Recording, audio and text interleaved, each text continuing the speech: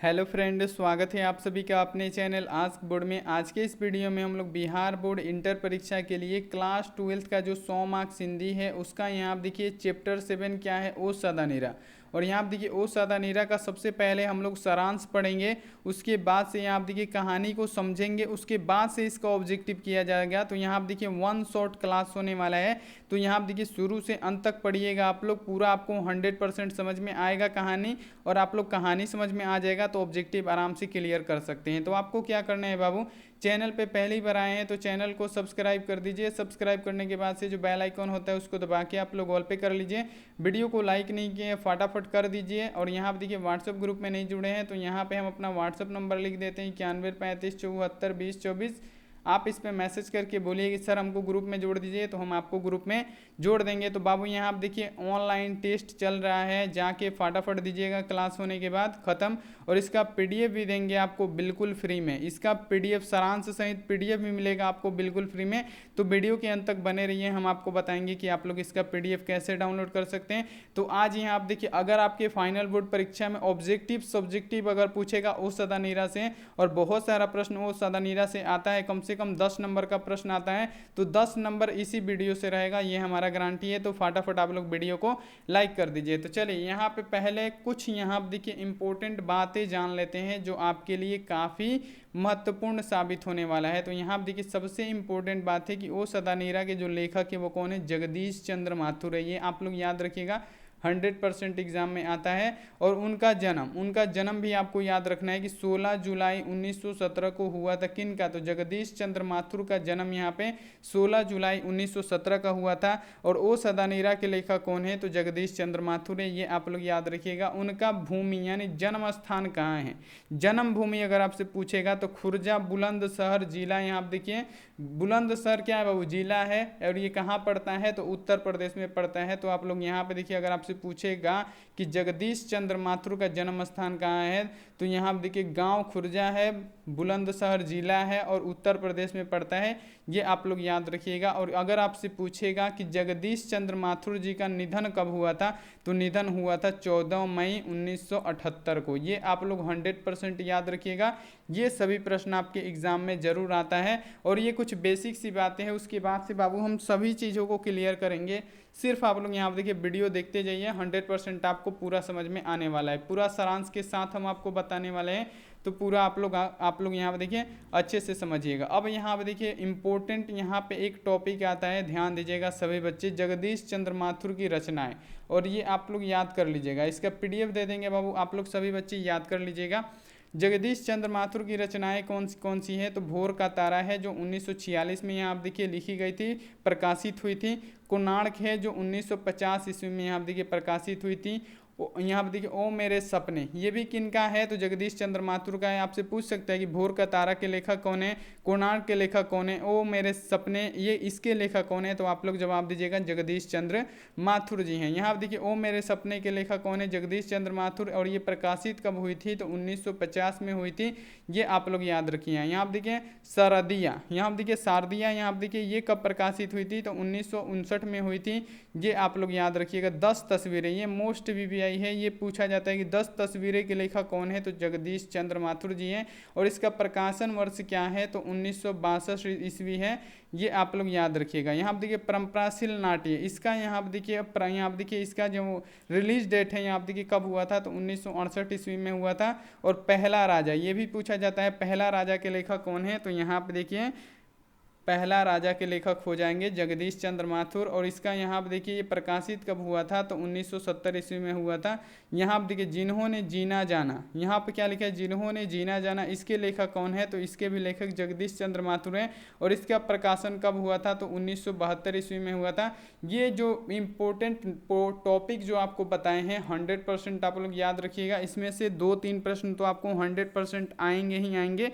तो ये टॉपिक आप लोग अच्छे से इसको याद कर लीजिएगा। तो ये तो कुछ बाबू यहाँ पे देखिए आपको टॉपिक बता दिए हैं। अब बताते हैं कहानी का सारांश जो आपको 100% समझ में आएगा। तो आप लोग सिर्फ पढ़ते जाइए, उसके बाद से इसका ऑब्जेक्टिव भी इसी वीडियो में कर लिया जाएगा। वन शॉट क्लास होगा, बहुत ही ज़्यादा मज़ा आने वाला है। चलिए यहाँ पे देखिए इसका सारांश हम लोग पढ़ते हैं। तो आप लोग रेडी हो जाइए यहाँ पे समझने के लिए। तो चलिए बाबू इसका सारांश समझते हैं कि ओ सदा नीरा निबंध का सारांश क्या है। तो यहाँ आप देखिए, ओ सदा नीरा निबंध के निबंधकार जगदीश चंद्र माथुर जी हैं। ये आपको हम शुरू में बताए हैं। ये प्रश्न पूछा जाता है कि ओ सदा नीरा निबंध के निबंधकार कौन है, तो आप सभी छात्र बोलिएगा कि जगदीश चंद्र माथुर जी हैं। और यहाँ आप देखिए इसका प्रकाशन वर्ष कब हुआ था, तो 1973 में यह पाठ यहाँ आप देखिए प्रकाशित हुआ था। यहाँ पे देखिए जो 1973 में हुआ था, ओ सदा नीरा क्या हुआ था बाबू, प्रकाशित हुआ था। तो ये भी आप लोग याद रखिएगा।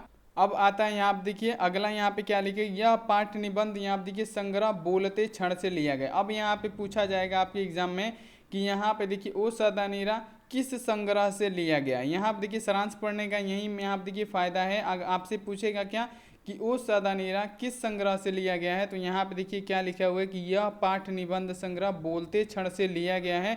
ओ सदा नीरा का अर्थ है जल से भरा हुआ नदी। आपसे ये भी प्रश्न पूछ सकता है कि ओ सदा नीरा का अर्थ क्या होता है, 2 नंबर में भी पूछ सकता है, ऑब्जेक्टिव भी पूछ सकता है कि ओ सदा नीरा का अर्थ क्या होता है। तो ओ सदा नीरा का अर्थ आप लोग याद रखिएगा कि जल से हमेशा भरा हुआ नदी ओ सदा नीरा का अर्थ होता है। और यहाँ पर देखिए इस पाठ में जगदीश चंद्र माथुर जी बताना चाहते हैं कि ओ सदा नीरा बिहार की एक नदी का नाम है। यहाँ आप देखिए इस पाठ के जरिए जो जगदीश चंद्र माथुर जी हैं वो बताना चाहते हैं कि ओ सदा नीरा एक बिहार की नदी का नाम है, जिसका नाम क्या है बाबू, गंडक नदी है। यहाँ आप देखिए ओ सदा नीरा में किस नदी की चर्चा है ये पूछा जाता है, तो ओ सदा नीरा में गंडक नदी की चर्चा है, ये आप लोग याद रखिएगा। अब देखिए यहाँ पे यह नदी मुख्य रूप से चंपारण में बहती है। यहाँ आप देखिए ये जो नदी है मुख्य रूप से चंपारण जिले में बाबू बहती है, ये आप लोग 100% याद रखिएगा।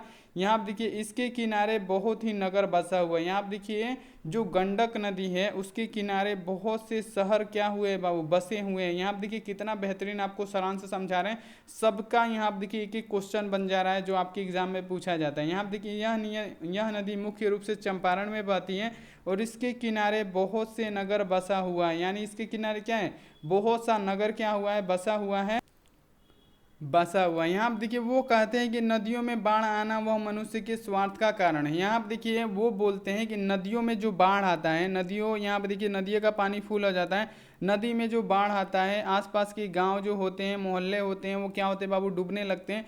जो ओ सदा नीरा के लेखक है जगदीश चंद्र माथुर, वो बोलना चाहते हैं कि जो नदियों में बाढ़ आता है वो मनुष्य के स्वार्थ के कारण ही आता है। ओ सदा नीरा में यही मेन बात है कि जगदीश चंद्र माथुर बोलते हैं कि जो नदियों में यानी जो गंडक नदी में बाढ़ आता है, जो यहाँ आप देखिए आसपास की जो बस्तियां हैं वो डूबती हैं, वो आदमी के स्वार्थ के कारण ही डूबती है। और आदमी के स्वार्थ के कारण ही क्या होता है, नदियों में यहाँ पे देखिए बाढ़ आता है। तो यहाँ पे देखिए ये आप लोग इतना समझ गए। यहाँ पे फिर देखिए उन्होंने क्या लिखा है कि यदि नदी के तट पर विशाल वन फैला हुआ था, जो गंडक नदी था उसके तट पे सिर्फ जंगल था बाबू, विशाल यहाँ पे क्या था, वन, बहुत सारे गाछ वृक्ष थे, बहुत सारे बाबू यहाँ आप देखिए गाछ वृक्ष थे, पेड़ पौधे थे बहुत सारे, यानी वन बहुत ही फैला हुआ था। जब से वनों की कटाई की सिलसिला चालू हुआ, जब से यहाँ आप देखिए जो फैलाव हुआ था, जो यहाँ आप देखिए जो गंडक नदी के किनारे बहुत सारे पेड़ पौधे लगे हुए थे, तो उसका क्या हुआ, कटाई शुरू होना यहाँ आप देखिए चालू हुआ, तब से यह नदी बाढ़ का आकार ले लेती है। यानी यहाँ आप देखिए पेड़ पौधे की कटाई के कारण ही क्या होता है, पेड़ पौधे जितने कम होंगे यहाँ आप देखिए बाढ़ का कारण गंडक नदी का उतना मतलब होगा। ये ओ सदा नीरा के लेखक जगदीश चंद्र माथुर जी बोल रहे हैं। उनके अनुसार यदि यहाँ आप देखिए नदी के तट पर विशाल वन फैला हुआ था, जो जब यहाँ आप देखिए जब से वनों की यहाँ आप देखिए कटाई की सिलसिला चालू हुआ, तब से यहाँ आप देखिए नदी बाढ़ का कहर ले लेती है। अब यानी जो नदी होता है वो बाढ़ का विशाल रूप ले लेती है, कहर बन जाती है। लेखक ये भी कहते हैं कि आज से बहुत धार्मिक लोग यहाँ आप देखिए आज के बहुत ही जो धार्मिक लोग हैं स्नान करने आते हैं, पूजा पाठ करके यहाँ आप देखिए सड़ा गला चीज़ इसी नदी में फेंक देते हैं। क्या करते हैं बाबू, आजकल का तो यही है, पूजा पाठ करने जाएंगे तो नदी में कचरा लगा देंगे, नदी में आजकल नाला मिला दे रहे हैं, बहुत गलत बात है। तो वहीं जगदीश चंद्र माथुर जी बोल रहे हैं कि आजकल के जो धार्मिक लोग हैं वो आते हैं उसमें स्नान करने और सड़ा गला सब क्या करते हैं इसी में फेंक देते हैं। इसी कारण यहाँ पे क्या होती है, नदी की दुर्दशा यहाँ आप देखिए बिगड़ती जाती है। तो ओ सदा नीरा में सिर्फ क्या है बाबू, गंडक नदी की ही चर्चा है कि गंडक नदी में बाढ़ क्यों आता है। तो आप लोग समझ गए कि गंडक नदी में बाढ़ क्यों आता है। तो गंडक नदी में बाढ़ आदमी के स्वार्थ के कारण ही आता है, क्योंकि गंडक नदी के किनारे बहुत चारों तरफ क्या था, वनों का फैलाव बहुत ज़्यादा था। क्या था बाबू, वनों का फैलाव बहुत ज़्यादा था, जिसकी कटाई की सिलसिला जब से जारी हुआ वन कम होते गए और विशाल, यहाँ पर देखिए जो गंडक नदी है अपना विशाल रौद्र रूप लेते गई और यहाँ पर देखिए उसमें बाढ़ आते गया। और यहाँ पर देखिए एक कारण बताए हैं कि बहुत से ऐसे धार्मिक लोग होते हैं, वो जाते उसमें स्नान करते हैं और सड़ा गला जो भी होता है वो क्या करते हैं, फेंक के चले आते हैं। इसी कारण नदी का ये दुर्दशा हो गया है। तो यहाँ देखिए ये इसका यहाँ पे देखिए ये सारांश है, ये आप लोग 100% समझ गए होंगे। तो अब यहाँ पे देखिए ऑब्जेक्टिव बनाने में आपको कितना मस्त, यहाँ पे देखिए कितना बेहतरीन समझ में आएगा। तो चलिए बाबू एक एक ऑब्जेक्टिव को हम लोग पढ़ते हैं यहाँ पे कि एक एक ऑब्जेक्टिव में क्या है। चलिए पहला ऑब्जेक्टिव गायब है। चलिए यहाँ पे दूसरा ऑब्जेक्टिव से पढ़ लेते हैं कि ओ सदानीरा शीर्षक पाठ किस विद्या के अंतर्गत आती है। यानी आपको बताना है कि ओ सदानीरा जो शीर्षक पाठ है किस विद्या के अंतर्गत आती है। तो यहाँ पे देखिए ओ सदानीरा एक निबंध है, याद रखिएगा, ना कहानी है, ना कविता है, ना नाटक है। ओ सदानीरा क्या है बाबू, कब यहाँ पे देखिए निबंध है। ए ऑप्शन क्या होगा इसका राइट आंसर हो जाएगा, इसे आप लोग याद रखिएगा। यहाँ पे देखिए सारांश समझ में आ गया तो सभी बच्चे एक बार लाइक कर दीजिए, सभी बच्चे। यहाँ पे देखिए 3 नंबर प्रश्न क्या है, 3 नंबर प्रश्न है कि जगदीश चंद्र माथुर मूलतः क्या थे, निबंधकार थे, कहानीकार थे, नाटककार थे कि उपन्यासकार थे। तो बहुत सारे बच्चे इसमें गलती करते हैं कि जो जगदीश चंद्र माथुर थे वो निबंधकार थे। तो बाबू निबंधकार बिल्कुल नहीं थे। जगदीश चंद्र माथुर जो थे वो क्या थे बाबू, एक नाटककार थे, याद रखिएगा। यहाँ पे क्या हो जाएगा, सी ऑप्शन इसका राइट आंसर होगा, 100% आपके एग्जाम में आता है। चलिए अगला क्वेश्चन देख लीजिए, यहाँ पे 4 नंबर प्रश्न में पूछा गया है कि ओ सदानीरा निबंध बिहार के किस क्षेत्र की संस्कृति पर लिखी हुई है। यहाँ पे देखिए बहुत ही बेहतरीन प्रश्न है, अभी हम आपको सारांश समझाए हैं, तो आप लोग फटाफट इसका जवाब दे दीजिएगा कि ओ सदानीरा निबंध बिहार के किस क्षेत्र की संस्कृति पर लिखी गई है। तो ये चंपारण बाबू, यहाँ पे देखिए चंपारण, ये आप लोग याद रखिएगा, चंपारण में गंगा बहती है, उसका नाम क्या है बाबू, गंडक। तो चंपारण से ही शुरू होता है। तो यहाँ पे देखिए डी ऑप्शन क्या होगा, इसका राइट आंसर होने वाला है। चलिए अगला क्वेश्चन देख लेते हैं बाबू। यहाँ आप देखिए 5 नंबर प्रश्न क्या है, 5 नंबर प्रश्न है कि चंपारण क्षेत्र में बाढ़ का मुख्य कारण क्या है। यहाँ आप देखिए बहुत ही बेहतरीन प्रश्न है और यहाँ पे आपको 101% समझ में आता होगा। क्यों आता होगा, क्योंकि यहाँ पे देखिए हम आपको सारांश समझाए हैं, सब प्रश्न अपने आप लोग आंसर दे दीजिएगा। यहाँ पे देखिए चंपारण क्षेत्र में बाढ़ का मुख्य कारण क्या है। तो वनों की कटाई, जंगलों की कटाई हम आपको बताए थे कि यहाँ पे देखिए जो गंडक नदी के चारों तरफ वनों का बहुत ही ज़्यादा फैलाव था, जिसको काटतेगा और यहाँ पे देखिए बाढ़, यानी जो गंडक नदी थी बाढ़ का रौद्र रूप लेते चली गई थी। तो यहाँ पे देखिए चंपारण क्षेत्र में बाढ़ों का मुख्य कारण क्या था। तो यहाँ पे देखिए क्या था, जंगलों की कटाई। स्वास्थ्य, यहाँ पे देखिए मनुष्य अपने स्वार्थ के लिए क्या किया, सब यहाँ पे देखिए वनों की कटाई करने लगे, जिससे यहाँ पे देखिए गंडक नदी रौद्र रूप लेते चली गई। तो यहाँ पे ए ऑप्शन इसका राइट आंसर हो जाएगा। अब देखिए यहाँ पे अगला प्रश्न है 6 नंबर प्रश्न है कि मथुरा जी किस राज्य के सिवा यहाँ पे देखिए सचिव नियुक्त हुए थे। यहाँ पे देखिए जो जगदीश चंद्र माथुर जी थे वो किस राज्य के शिक्षा सचिव नियुक्त हुए थे। तो वो यहाँ पे देखिए मध्य प्रदेश के शिक्षा सचिव यहाँ पे देखिए नियुक्त हुए थे, ये आप लोग याद रखिएगा।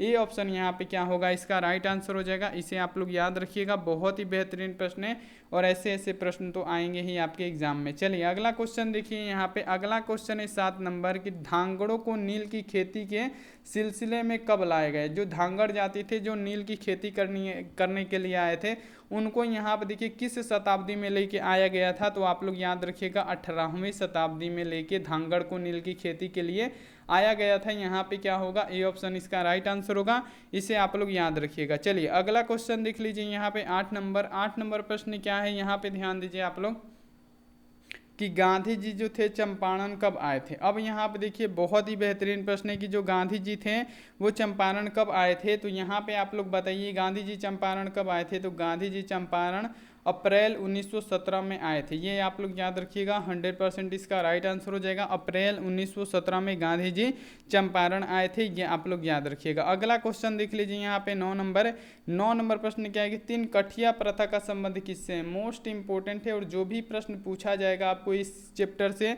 हमारे इस वीडियो में जरूर रहेगा। तो आप लोग क्या कीजिएगा, इस वीडियो को जरूर लाइक कीजिएगा और शुरू से लेके अंत तक पढ़िएगा। आपको बताना है कि 3 कठिया प्रथा का संबंध किससे था। तो नील से था। अगर आपसे पूछे तिनकठिया प्रथा का संबंध किससे था, नील से था, डी ऑप्शन क्या होगा, 100% राइट आंसर हो जाएगा। चलिए अगला क्वेश्चन देख लेते हैं। अगला क्वेश्चन है कि मठ के महंत ने गांधी जी को कहाँ, यहाँ आप देखिए शरण दी यानी जगह दी थी। जो मठ के महंत थे वो गांधी जी, महात्मा गांधी जो थे उनको कहाँ पे शरण दी थी, तो कहाँ पे, तो एक महुआ के पेड़ के नीचे शरण दी थी। ये आप लोग याद रखिएगा, 100% आता है आपके एग्जाम में। डी ऑप्शन इसका क्या हो जाएगा, बिल्कुल ही राइट आंसर हो जाएगा, 100% सही जवाब हो जाएगा। चलिए अगला क्वेश्चन देख लीजिए यहाँ पे। अगला क्वेश्चन है यहाँ पे 11 नंबर की, जगदीश चंद्र माथुर का जन्म। अब यहाँ पे देखिए हम आपको शुरू में ही बताए थे कि जगदीश चंद्र माथुर का जन्म कहाँ पे हुआ था। तो आप लोग फटाफट यहाँ पे बताइए कि जगदीश चंद्र माथुर का जन्म कहाँ हुआ था, कब हुआ था। तो यहाँ पे देखिए कहाँ पे हुआ था, तो यहाँ पे देखिए कब हुआ था, तो 16 जुलाई 1917 को हुआ था। ये आप लोग याद रखिएगा। यहाँ पे क्या पूछा गया है कि जन्म कब हुआ था, तो 16 जुलाई 1917 को हुआ था। और अगर आपसे पूछे कहाँ पे हुआ था, तो खुर्जा बुलंदशहर उत्तर प्रदेश में हुआ था। ये भी आप लोग याद रखिएगा। अगला यहाँ पे देखिए 12 नंबर प्रश्न की, वैशाली महोत्सव का यहाँ पे देखिए बीजारोपण किया किसने। अब यहाँ पे आपको बताना है कि जो वैशाली महोत्सव हुआ था उसका बीजारोपण किसने किया था। तो वैशाली महोत्सव का बीजारोपण किया था किसने बाबू, तो जगदीश चंद्र माथुर ने।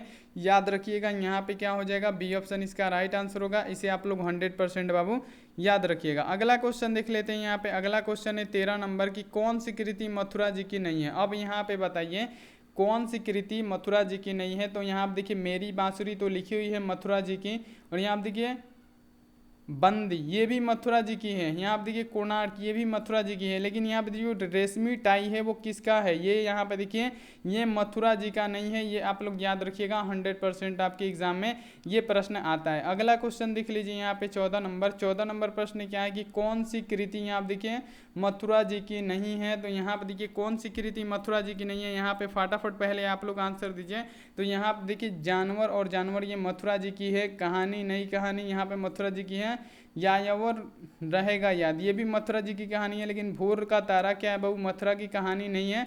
यहाँ पे डी ऑप्शन इसका राइट आंसर होगा। चलिए अगला क्वेश्चन देख लेते हैं बाबू। अगला क्वेश्चन क्या है, 15 नंबर की, बोलते क्षण किस साहित्य विद्या की कृति है। अब बताना है कि बोलते क्षण जो है वो किस साहित्य विद्या की है। तो यहाँ आप देखिए किस साहित्य विद्या की है, तो बोलते क्षण यहाँ आप देखिए निबंध है। ओ सदा नीरा भी यहाँ आप देखिए निबंध है, और ओ सदा नीरा किससे लिया गया है, तो ये बोलते क्षण से लिया गया है। ये भी आप लोग याद रखिएगा। तो यहाँ पे पूछा गया है कि बोलते क्षण किस साहित्य की विद्या की कृति है। तो यहाँ आप देखिए ये निबंध है, ए ऑप्शन इसका राइट आंसर होगा। इसे आप लोग याद रखिएगा। अब देखिए यहाँ पे अगला प्रश्न क्या है बाबू। अगला प्रश्न है आपके सामने 16 नंबर प्रश्न क्या है कि ओ सदा नीरा किसको निमित्त बनाकर लिखा गया है। गंगा नदी को, गंडक नदी को, यमुना को कि महानदी को। यहाँ पे जैसे हम आपको बता दिए सारांश पढ़ने का फायदा बता दिए, पूरा समझ में आता है सारांश पढ़ने का।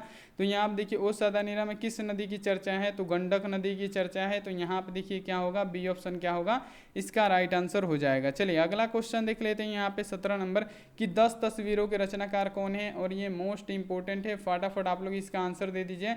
तो 10 तस्वीरों के लेखक कौन हो जाएंगे, जगदीश चंद्र माथुर हो जाएंगे। शुरू में ही हम आपको बताए थे कि 10 तस्वीरों के लेखक कौन है, जगदीश चंद्र माथुर है। तो बी ऑप्शन इसका राइट आंसर हो जाएगा। तो सबसे पहले आप लोग लाइक कीजिए बाबू, और चैनल को सब्सक्राइब कर दीजिए। यहाँ देखिए, और यहाँ देखिए जो भी इस चैप्टर से ऑब्जेक्टिव सब्जेक्टिव आएगा इसी वीडियो से आएगा। तो आप लोग क्या कीजिएगा, इस वीडियो के जितने भी यहाँ पर देखिए क्वेश्चन आंसर है याद कर लीजिएगा, और इसका PDF हम डाल चुके हैं, जाके आप लोग डाउनलोड कर लीजिए। ऑनलाइन टेस्ट चल रहा है, जाके आप लोग दीजिए।